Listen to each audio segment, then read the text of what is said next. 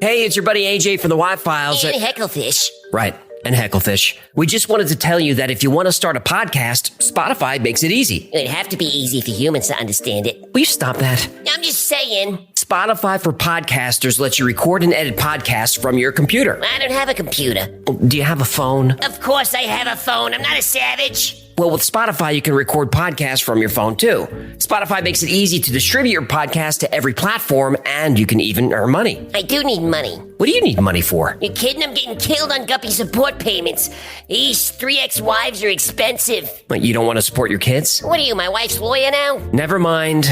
And I don't know if you noticed, but all Y-Files episodes are video, too. And there's a ton of other features, but we can't be here all day. Will you settle down? I need you to hurry up with this stupid commercial. I got a packed calendar today. I'm sorry about him. Anyway, check out Spotify for podcasters. It's free, no catch, and you could start today. Are we done? We're done, but you need to check your attitude. Excuse me, but I don't have all day to sit here and talk about Spotify. Look, this would go a lot faster if you would just let me get through it without...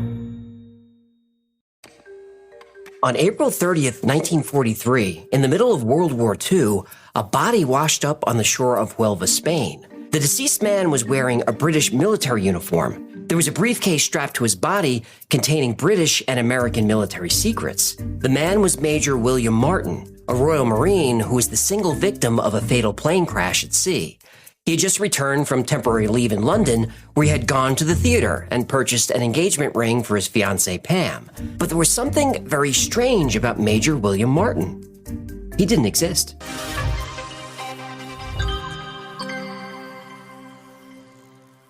It was the winter of 1942, and the Allies needed a win. Hitler's Nazi war machine had steamrolled all of Europe, and everybody knew England was next. The United States had just been dragged into the war by the attack on Pearl Harbor, and American bodies were piling up by the thousands. Inside job. What? Pearl Harbor was an inside job. Didn't you see that image that was going around? Show me. See, oh, look at that. How could the planes fly this distance in 1931? You know that was meant as a joke. Maybe. And you know the Earth is round, right? Allegedly. No, it really is. Could be round, could be flat. You know, who's to say? Science is to say. Oh, right, science. I tried to make air quotes, but my fins wouldn't bend. Anyway, German forces were better trained, better equipped, and of singular purpose. But Germany did have a weakness. It's not a country rich in natural resources. To wage war in the 1940s, you need iron, oil, rubber, and food. Germany had to import all of these. If the Allies could disrupt Germany's supply lines, the Germans would no longer have the ability to fight, and the war could come to a quick close. But that was easier said than done. German engineers were among the best in the world. Every time the German army seized an inch of land, it was quickly fortified. Any Allied advance on mainland Europe would be repelled and would result in catastrophic losses. But the coastline of the Mediterranean was not as heavily fortified. UK Prime Minister Winston Churchill called this the soft underbelly of Europe. The key to taking back Europe was Italy, and the key to taking Italy was Sicily. Unfortunately, the Germans understood the strategic importance of Sicily as well. They were fully expecting the Allies to attack it. And if the Allies had any hope of winning, they'd need the element of surprise. MI5, Britain's intelligence agency, was tasked with tricking the Germans into thinking the Allies would attack Greece instead. If the Germans bought the ruse, they would divert forces from Sicily to Greece, leaving Sicily unprotected and ensuring an easy win for the Allies.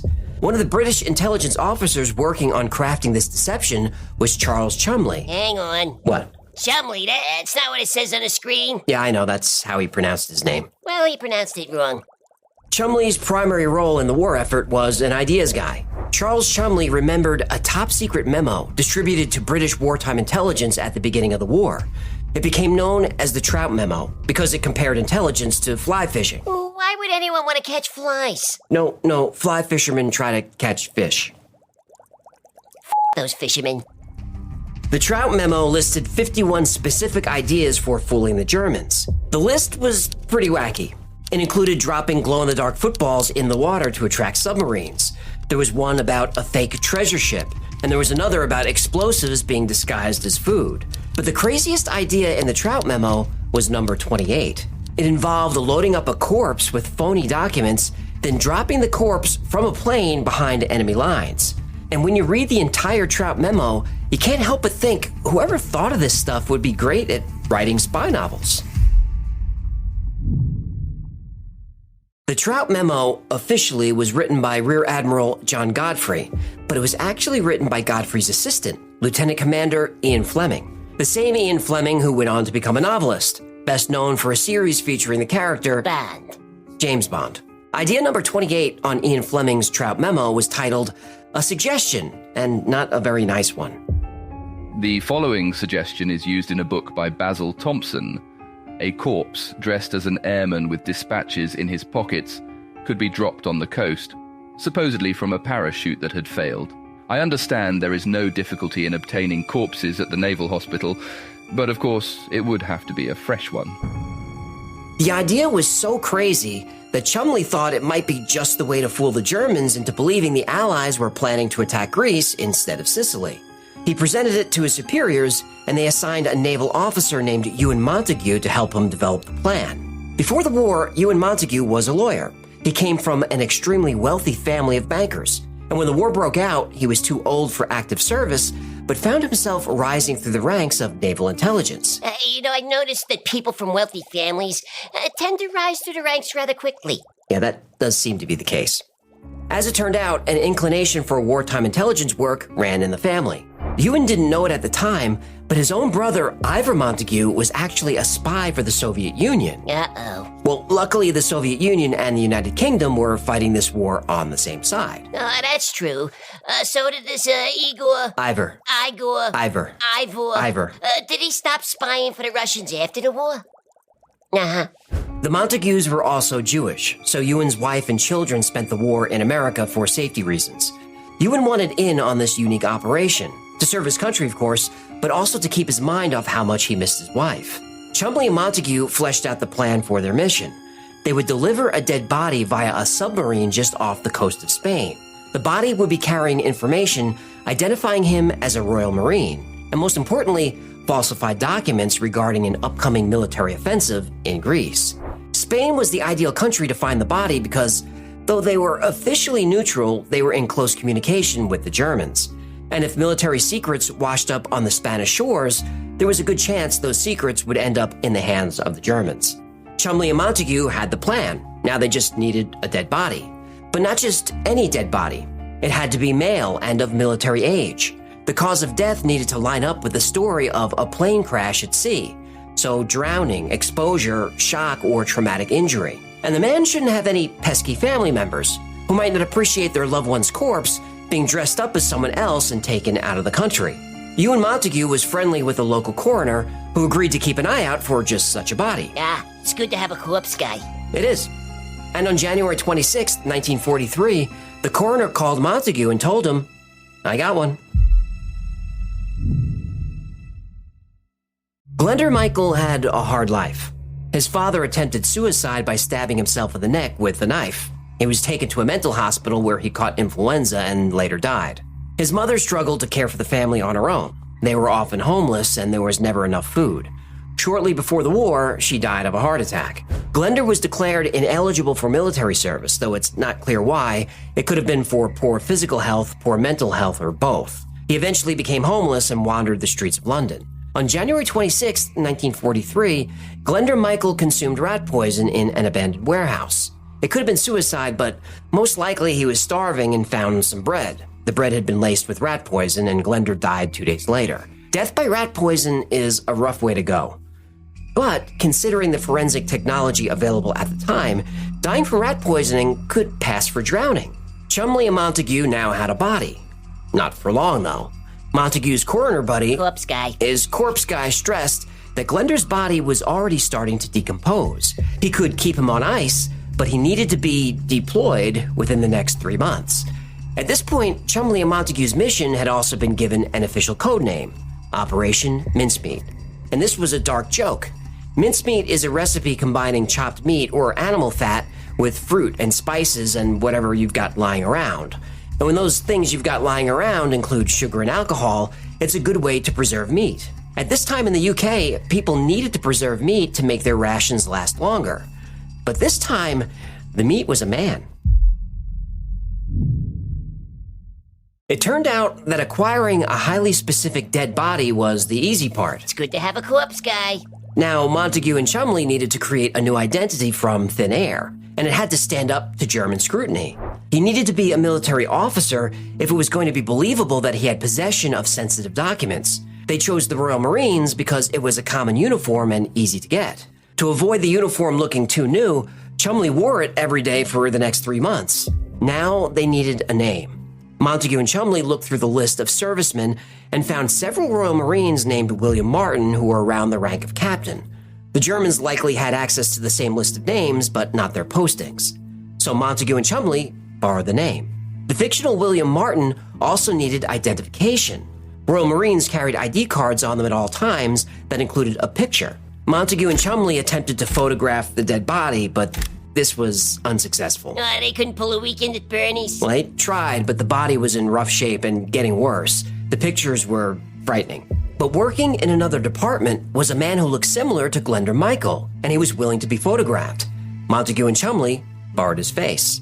There was one more thing they needed, but this one they wouldn't be able to give back. Underwear. A British military officer at the time would have been wearing underwear. Underwear was rationed in the UK at the time, meaning you couldn't find it in a store, and no one was giving theirs up. And this is where the expression going commando comes from. I don't think that's right.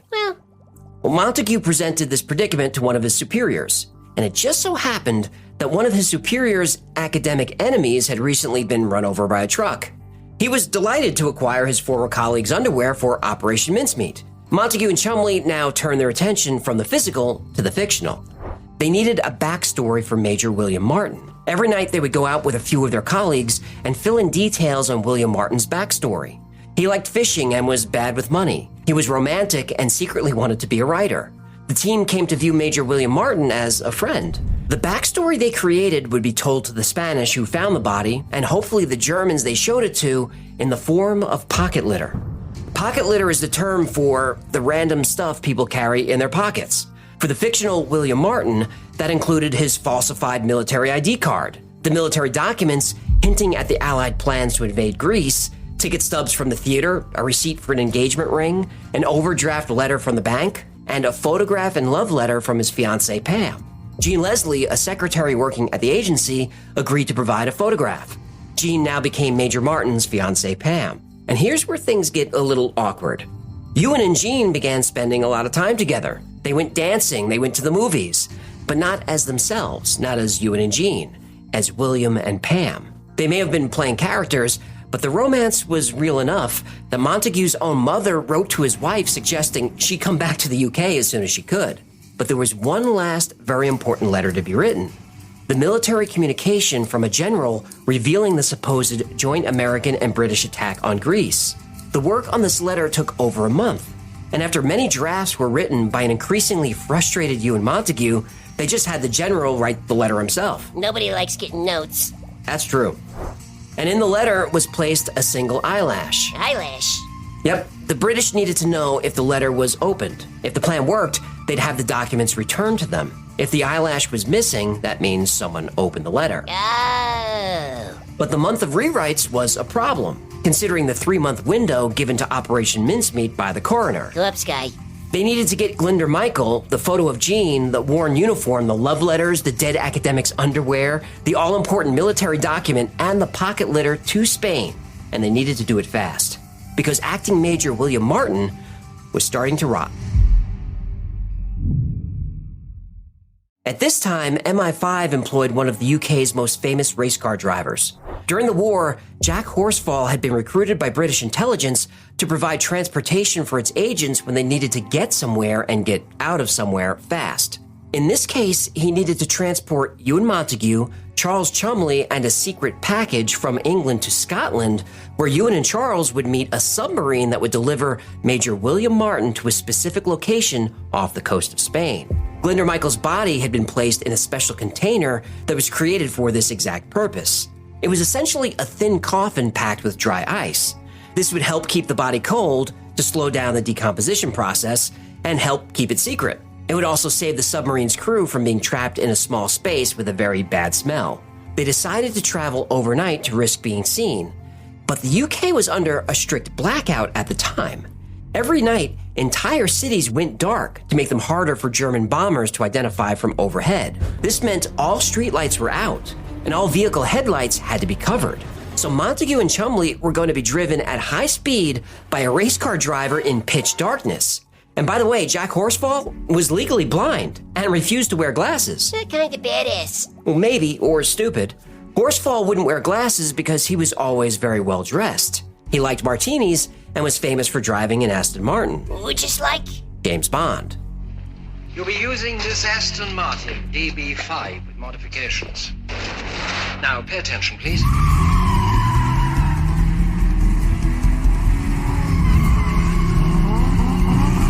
James Bond was a composite character based on real people that Ian Fleming knew, including Jack Horsfall. The overnight road trip from England to Scotland was crazy and included a couple of close calls, but they made it to Scotland on time.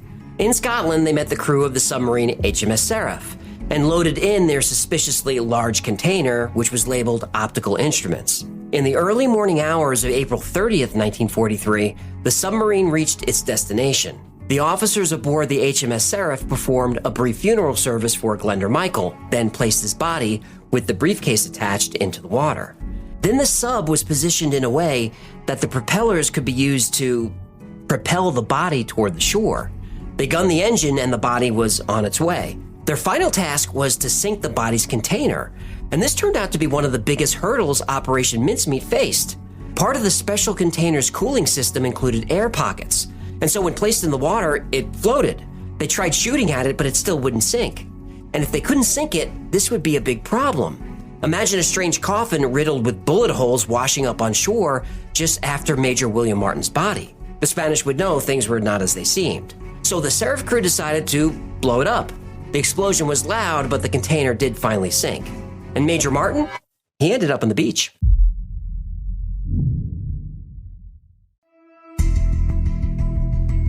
At around 9:30 on the morning of April 30th, 1943, the body of Royal Marine Acting Major William Martin was discovered by a fisherman in Huelva, Spain.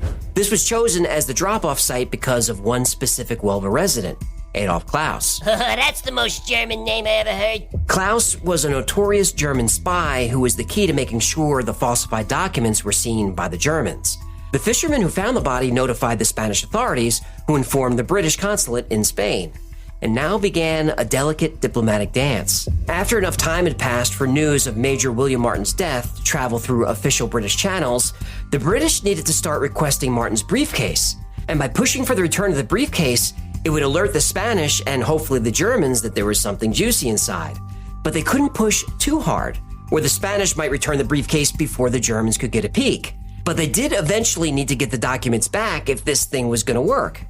Because look, if the Germans believed that the British believed that their documents had been lost and the Germans had possibly gained possession of them, they would likely cancel the planned Greek attack. No reason to attack if the Germans know it's coming. And that couldn't be allowed to happen. The Germans had to read the letter and have it returned unopened. So, a delicate dance. Less delicate was the matter of the autopsy. Glender Michael had, of course, not died by drowning or blunt trauma or shock or exposure. He ate rat poison. A detailed autopsy would almost certainly have revealed that something was off. But by this time, the stench of the body was so foul that the British vice consul, who was aware of Operation Mincemeat, was able to cut the autopsy short. He told the staff in the coroner's office, "It's hot, this place stinks, let's go grab lunch instead, I'm buying." And that was the end of the autopsy. A few days later, a funeral was held for Major William Martin. He was buried in Spain with full military honors. Among the crowd of mourners was the German spy, Adolf Klaus. Adolf knew about Major William Martin's arrival in Spain and was already working on obtaining a copy of the documents. Now, it took a week and a half, but the documents did make their way into the hands of the Germans before finally being returned. No eyelash? No eyelash. To get the letter out of the envelope, the Germans inserted a thin wire and actually wound the letter into a tight scroll. The scroll was carefully pulled from a small fold in the envelope. It was dried, copied, twisted around the wire again, and put back in the envelope without breaking the wax seal. It was then soaked in seawater and returned. Even if the eyelash was there, the British would have known the letter was red, because when they dried it out, it curled up like a potato chip. And then the information from the falsified documents made it all the way to Hitler. On July 9, 1943, the joint American and British invasion of Sicily, codenamed Operation Husky, began. The Allies were met with stormy weather, but little German resistance. The enemy was too busy planning for the invasion of Greece. Hitler had bought the Operation Mincemeat deception completely. The British had expected 10,000 killed or wounded in the first week of fighting, but only suffered 1,400 losses. The Navy expected 300 ships would be sunk in the action, but they lost only 12. The predicted 90-day campaign was over in 38 days. Operation Mincemeat is now considered one of the greatest episodes of wartime deception in history, and is broadly credited with one of the turning points of World War II. But this successful operation had a dark side effect. It ushered in a new era of espionage. It opened a Pandora's box of intelligence operations focused on deception. But the targets of the deception were no longer military. The targets were now civilians. In 1942, the United States military created the OSS, the Office of Strategic Services. This was an intelligence agency modeled after Britain's MI6. After the war, the OSS was dissolved. But in 1947, a new intelligence agency was created, the CIA. Technically, the CIA is a civilian agency, tasked with gathering, processing, and analyzing national security information from around the world. But CIA operations are much more creative and devious than simple intelligence gathering. In 1953, the CIA helped overthrow Iran's government via Operation Ajax. In 1954, Operation PB Success overthrew the president of Guatemala, a democratically elected president. Syria, Indonesia, Brazil, Nicaragua, Haiti, Uruguay, Panama.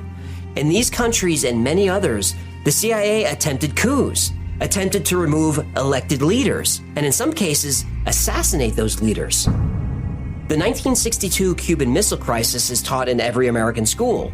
It's a story about Soviet aggression and the bravery of President JFK. What's not taught is that in the years leading up to the crisis, the CIA established a base of operations in Miami. The only place that had more CIA officers in the world was headquarters in Langley. These men belong to a terrorist organization responsible for a recent wave of bombings, kidnappings, and assassinations. They are Cuban exiles waging a terrorist war against Fidel Castro, and their base of operations is an American city. From the Miami base, Operation JM Wave was launched. Cuban exiles were recruited and trained by the CIA to operate as agents. Those agents then spent years engaging in an extensive campaign of terrorism on economic and civilian targets. A lot of civilians were killed, and this was a major factor in the Soviet decision to place missiles on Cuba. And these terrorist attacks continued for years. In 1976, Cubana Flight 455 was destroyed by a bomb, killing all 73 people aboard. The CIA was immediately suspected, but naturally they denied it. But in 2007, independent research connected the bombing to a CIA asset. During the Vietnam War, the CIA spun up the Phoenix program. This program was designed to identify and destroy the Viet Cong, the VC, via infiltration, assassination, terrorism, and torture. Phoenix was shut down after the abuse, torture, and murder were exposed. In the 1970s back home, the CIA's Operation Chaos targeted anti-war protesters. I thought the CIA only operates overseas and doesn't spy on Americans. Yeah, I realized how stupid I sounded when I said it.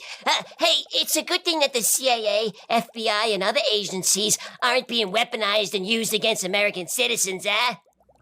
Sarcasm! Operation Condor ran for over 20 years and was a program of terrorism, assassination, and overthrow attempts of every socialist leader in South America. There's compelling evidence to show that for over 30 years, the CIA helped organize, train, and fund death squads in El Salvador. During the U.S.-inspired Civil War, at least 75,000 civilians were killed. MKUltra was an illegal human experimentation program. The CIA was testing drugs that could be used to force confessions through brainwashing and psychological torture. The program ran for 20 years before being exposed. Through the 80s and 90s, the CIA was the biggest illegal drug trafficking and money laundering operation in the world, though this is only alleged. Operation Mincemeat is hailed as a great success, a major turning point in World War II that led to the Allied victory and probably saved millions of lives. And I believe that's true. But out of the ashes of the war, and emboldened by the success of the OSS, emerged the CIA. Now, the CIA and its defenders will say that, yes, mistakes were made, but the ultimate goal of the agency is to protect American lives and America's interests overseas. And that's what we're taught here in the US, and that's what we're shown in every movie about the CIA, which all have to be approved by the CIA. But there are people around the world and throughout history that view the CIA as an instrument of evil. Thousands, perhaps millions of people would say the CIA is the most villainous organization ever conceived by man. And I'm not saying it is, I'm just saying every story has two sides. So, is the CIA a hero or a villain? Well, it all depends on which side of the table you're sitting, on which end of the gun you are, on which end of the needle, on whether you're the tortured or the torturer. Now, given the nightmarish abuses and atrocities it's committed, and given the political weaponization of the agency that exists today, the CIA, at least the way it's currently structured, might be doing more harm than good. But if America is going to have a powerful intelligence agency like the CIA, and I think it should, that agency needs to do better. And we, the people, we need to demand it.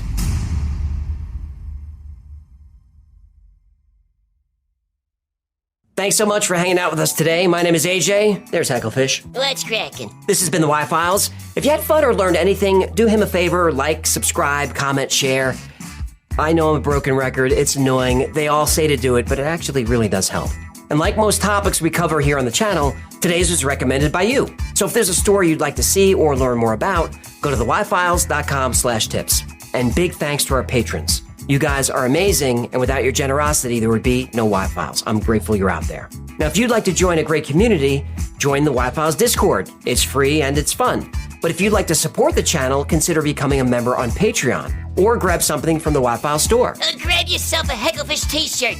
They're 100% guaranteed to have not been worn by any corpses in an intelligence operation. I hope. Me too, pal. That's gonna do it. Until next time, be safe, be kind, and know that you are appreciated.